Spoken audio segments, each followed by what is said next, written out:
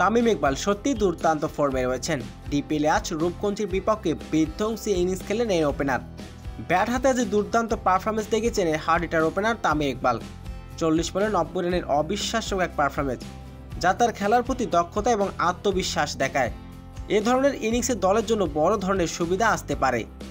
তো দর্শক, আজ রূপগঞ্জের বিপক্ষে খেলতে নেমেছে তামিমের দল মোহামেডান স্পোর্টিং ক্লাব। শুরুতে আগে টস জিতে ব্যাটিং করার সিদ্ধান্ত নেন তামিম ইকবাল। শুরু থেকে এদিন দুর্দান্ত খেলেছেন তিনি। শুরু থেকে 4 ছক্কায় মেতে ওঠেন তামিম ইকবাল।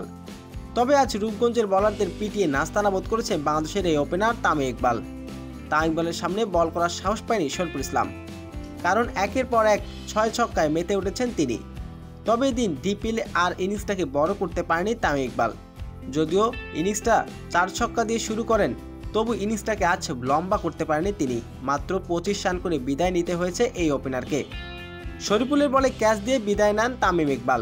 ডিপিএলে আজ মাত্র 25 রান করেছেন তামিম ইকবাল।